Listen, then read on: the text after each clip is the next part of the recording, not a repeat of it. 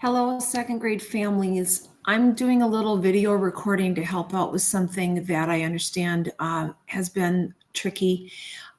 This is in regards to when we have some assignments that are done on Seesaw. Seesaw is something the kids used at school a lot, but we've set it up a little differently for the home learning. And there's been some things that have made it hard for your child to do this. One of the things the kids were used to is when they used Seesaw in the past, they would enter it through the Media Center page. And at our classrooms, we had a QR code. And I sent a QR code home with everyone, but it was on like cardstock and it was manila paper and it was only about a half sheet size.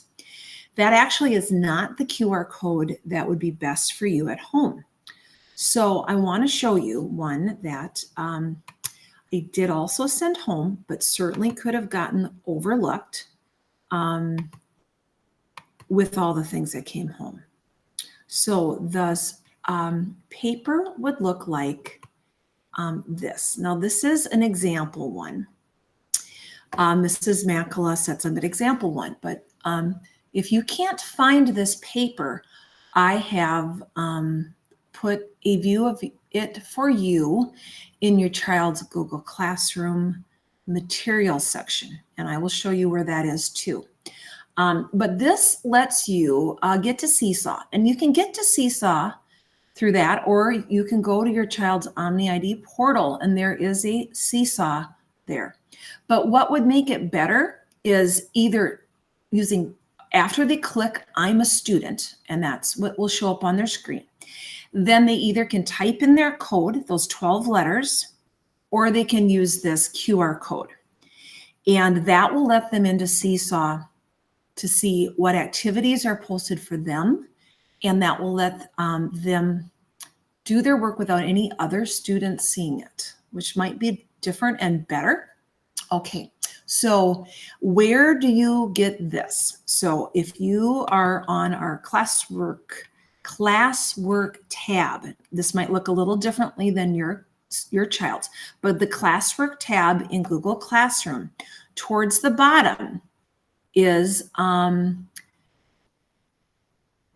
topic called materials, and only your child's name would be here. So I certainly have all the students, but when you click on this, and nothing will show up that's thing. These are the things that are in there. A place for you to make sure your child can get into Prodigy, a place that you can make sure your child can get into extra math, and this one that says screenshot, and that is the code as a QR code and the letters that your child can use to get into Seesaw for their activities and their journal. Okay, so tomorrow's work has two places for this. So this is tomorrow's work, Thursday, May 7th. And if you look at reading, this lesson is in Seesaw. So I'm not positive that if you click on this, it actually takes you directly to your Seesaw, but this is the activity for reading on Thursday. And so if this doesn't show up with that link, your other way to do it is to go to the OmniID portal and click on Seesaw and use the code found in your child's material tab.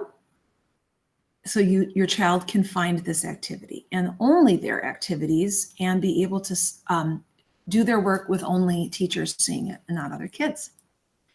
In reading work, that is what it is, but I know in language work, I've given both this activity, the Seesaw Opinion, and Oreo Editable are the same thing, just two different ways for you to do the work.